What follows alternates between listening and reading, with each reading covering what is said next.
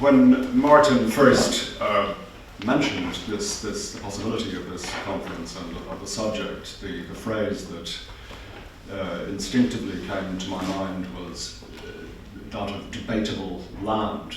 Now, the debatable lands were a strip of territory on the border of the old Scottish and English kingdoms that didn't clearly belong to either. This was a dangerous and rather lawless zone, and I think the border between fiction and non-fiction can be equally porous and tricky territory. Today it's full of traps, temptations, and also watchtowers and vigilant police. As publishers, I think we have a duty to our readers to make sure that our writers are describing the world accurately, that their work has an integrity the reader can trust, but the borderline cuts across important issues of historical truth, the legitimacy of different perspectives, and the instability of genres. There are, I think, gradations of intermingling and of outright invention in what we might like to think of as securely truthful forms of writing. None of us would connive at forgery, but we may still be lured into strange places where all is not quite what it seems. Historians, for example, are expected by editors and the public to tell us what their sources and documents tell them, which can usually be narrated in simple past tense, but are also expected to write vivid narrative prose in order to bring their subjects alive in the settings in which they lived. We desire the pleasures of narrative non-fiction, even in more conventional narrative history. We want colour and the illusion of immersion in another world, what real characters would or might, not of the simple past tense, but of the conditional perfect, at least in English, though it may appear in a text pretending to be the ordinary past tense. Here, for example, is a passage from Anthony Beevor's Stalingrad. Those who fell through the ice were doomed. Nobody even thought of going to their aid. Comparisons to the Berezina were uppermost in most people's minds. Occasionally, on these lines of retreat, an officer as unshaven as the men around him decided that it was his duty to halt the disintegration. He drew his pistol to round up a few stragglers, then, using them as a core, press ganged them until their force snowballed. The scratch force, with varying degrees of compulsion, then took up positions and waited for Soviet tanks or cavalry to appear out of the mist. Now, how does Beevor know that comparisons to the Berezina were uppermost in anyone's mind at a moment on the banks of the Don? And some historians are extremely suspicious of any resort to this conditional perfect mood. One distinguished conservative historian recently wrote to me that he thinks it is terribly unprofessional of a historian to use it at all. If I can prove from first-hand accounts that the uniforms were crisp, then I'll write it, but how do we know they were? I call it out of the darkness looms history, and it's long been a major bugbear of mine. Now, this is a legitimate position, but it is perhaps unnecessarily restrictive. Beevor's brilliant scene of chaos on the banks of the Don surely contributes to our understanding of that terrible moment, but the line between legitimate reconstruction and outright invention has to be carefully controlled. If the historian isn't careful about signalling to his or her readers that there's a certain speculative element in what the soldiers retreating from Stalingrad saw or felt, are we being sold a lesser kind of truth? In non-fiction reportage, the temptations are much more extreme. The overwhelming need to create a narrative that is compelling in its grasp of detail and has the seamless, uncluttered propulsion of a well-told story can lead the writer into a form of writing which approaches the condition of fiction. The classic case is Truman Capote's In Cold Blood, dogged since its publication in 1966 by accusations that Capote made up quotes, misused facts, and exaggerated the role of the lead detective in the terrible murder case that forms the subject of the book.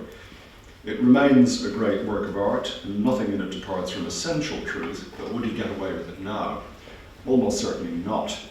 We've become ever more eager for books of the kind that he pioneered, and ever more critical of them. A new biography of the wonderful New Yorker writer Joseph Mitchell, whose portraits of the city's characters are among the best loved literature, concludes that he amalgamated people and situations to create his stories. He invented these endearing characters, bent the rules, used the techniques of fiction that can add so much to a true narrative that it is robbed of truth. Janet Malcolm defended Mitchell a couple of weeks ago in an already controversial essay in the New York Review of Books. Every writer of non-fiction who has struggled with the ditch and the bushes knows what Mitchell is talking about, she wrote. But few of us have gone as far as Mitchell in bending actuality to our artistic will.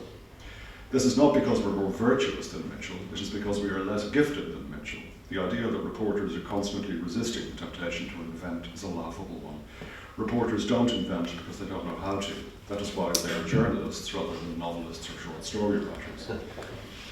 So, fraudulent genius is okay. True art, if not true crime, and forgivable because Mitchell was so good at what he did. The implications for conventional truthful reporting are a little dizzying.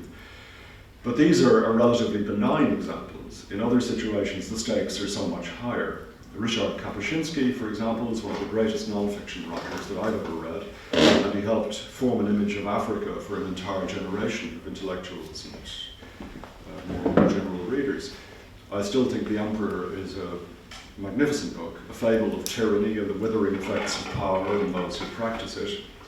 But did the courtiers he interviewed really speak in that melancholy, stoical way?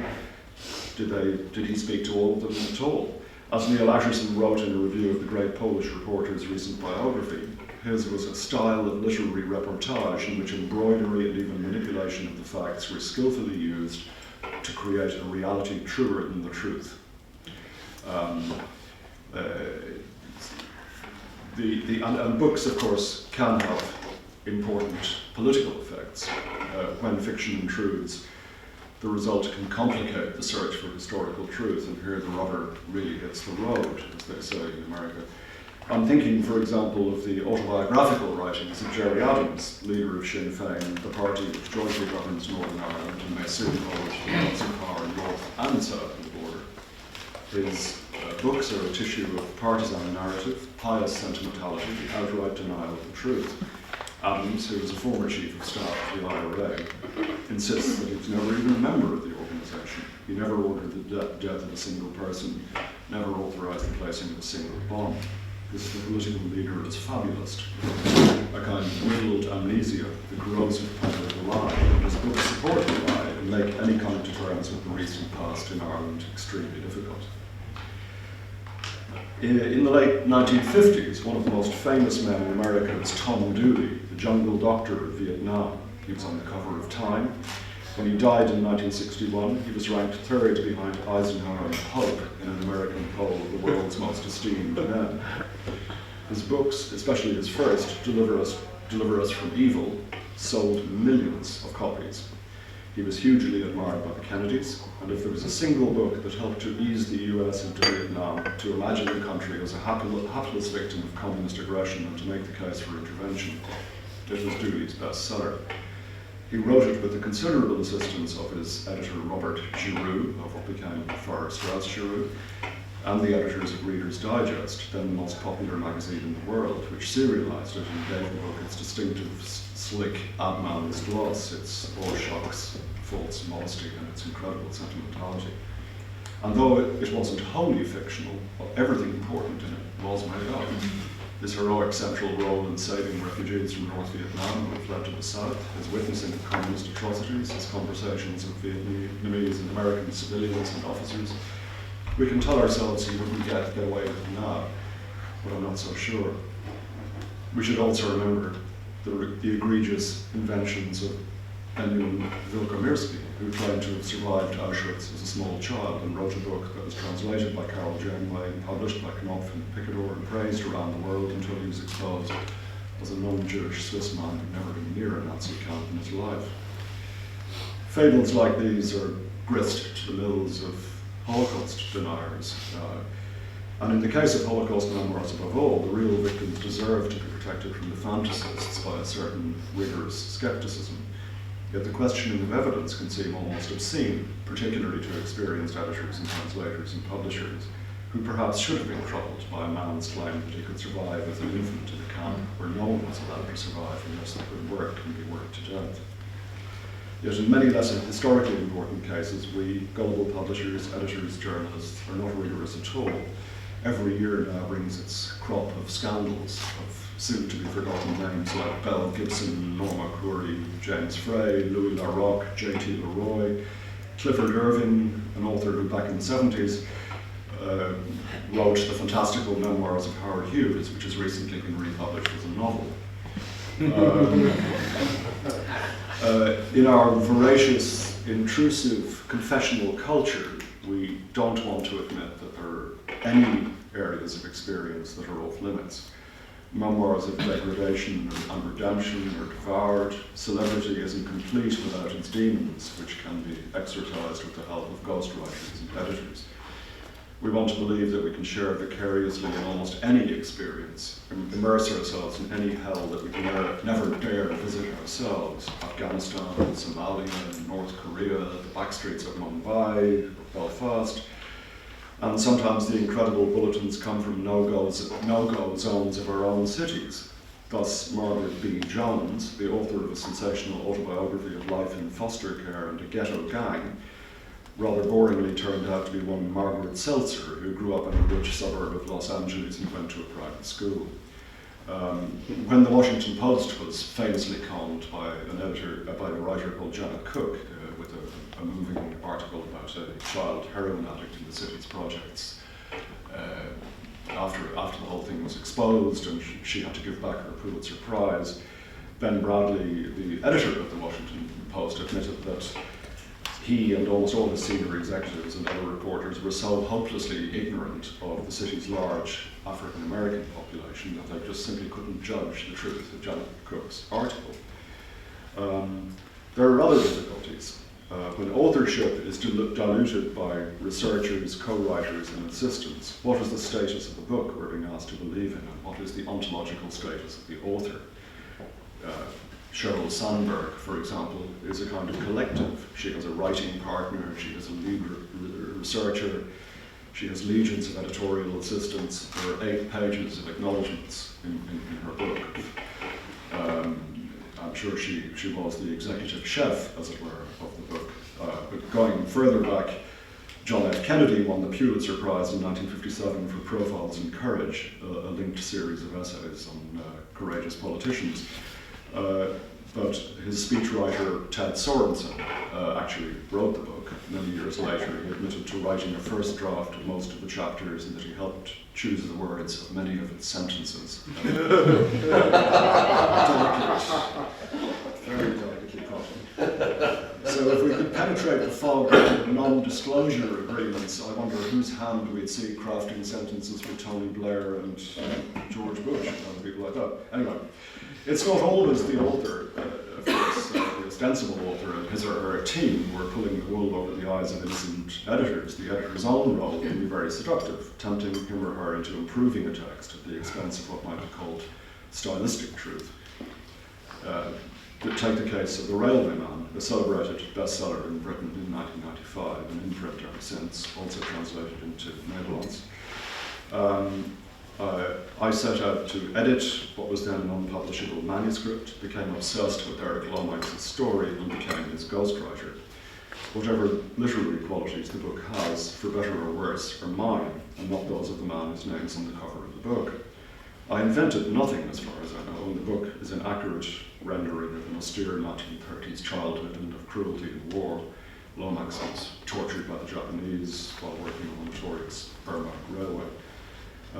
The book moved people to tears, it won many literary prizes, but my name didn't appear on the title page. I was a silent partner.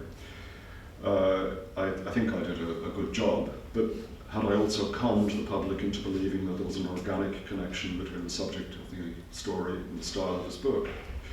The movie of the book, which came out last year, dispensed entirely with the truth, turning the story into a lurid revenge drama, an utter travesty. The movies are a law unto themselves, of course, but perhaps we're not quite as innocent as we like to think.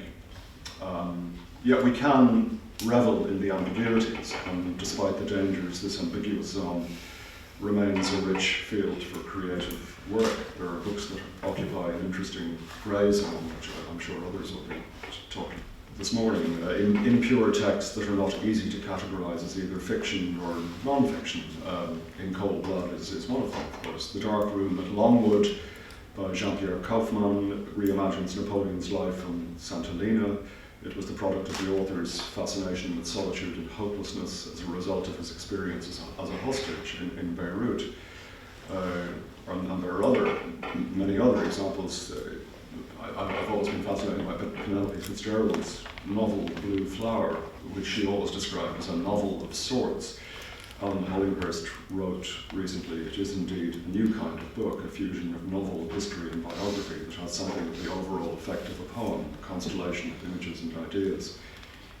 We should, of course, prefer the historian who bases her work on verifiable sources and the memoirs to claims can be checked. But it may be that there are certain aspects of the past that are so elusive that they can only be brought to life for us by a fusion, more or less overt, of fictional techniques, the kind of writing based on evidence, on documents and witness statements which are themselves problematic. Martin mentioned Henk van Voorden's in Mond vol Glas, Mouthful of Glass, which was his story of the Vervoort's assassin. And it's an extraordinary and wonderful near fiction, but truthful account of this man's life insofar as it can be reconstructed, the assassin's life. One thinks of Francis Spofford's extraordinary recent book, Red Plenty, a book about Soviet economics that frankly fictionalized the lives of young Soviet economists that he was writing about and fused it with an interesting narrative of late Soviet society. Think also of George Packer's The Unwinding, which I had the pleasure of publishing in Britain, a great non-fiction novel about the decline of American society. Narrative profiles of representative characters, satirical portraits of celebrities, fragments of newspaper reports. It's a non-fiction book written very much under the influence of John Dos Passos, the American novelist of the interwar years. Packer takes formal risks, but he tells the truth. So there it is. I don't want to live in a world where I'm not allowed to admire In Cold Blood or The Emperor, but I do recognize the need